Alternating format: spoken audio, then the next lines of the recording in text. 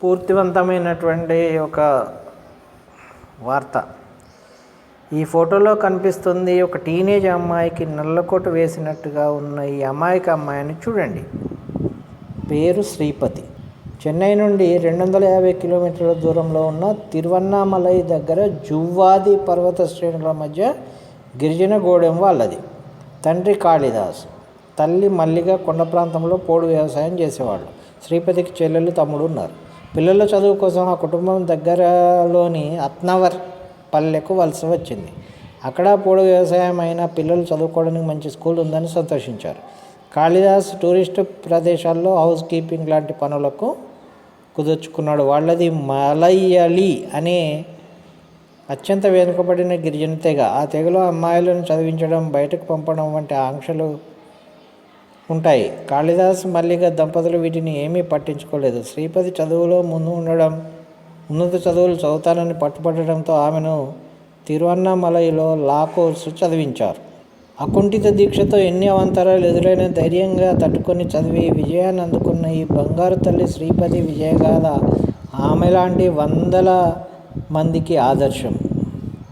బంధువుల ఒత్తిడి కారణంగా శ్రీపతికి వెంకటరామన్ అనే యువకుడితో వివాహం జరిపించారు.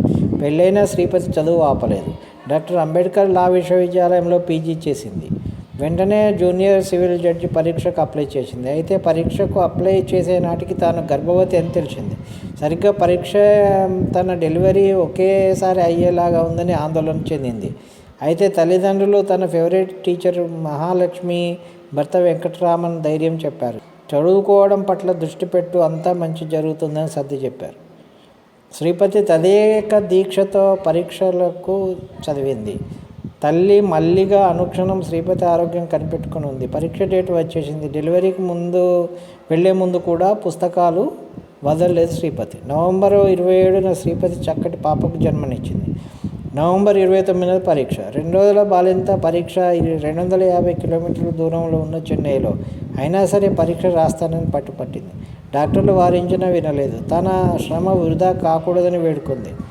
తల్లిదండ్రులు, భర్త సహకారంతో పసిగుడ్డుతో ప్రయాణం చేసి పరీక్ష రాసింది. సెలెక్ట్ అయింది. టీఎన్పిఎస్సిలో ఇంటర్వ్యూకు అటెండ్ అయింది. ఫిబ్రవరి 15, 2024 నాడు జూనియర్ సివిల్ జడ్జిగా మొట్టమొదటి గిరిజన మహిళగా బాధ్యతలు చేపట్టింది. అపాయింట్మెంట్ ఆర్డర్ అందుకుంది.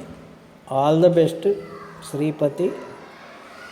మీ విజయగాథ వేలాది మందికి, లక్షలాది మంది ఈ తరానికి ఒక స్ఫూర్తిగా నిలవాలని కోరుకుందాం.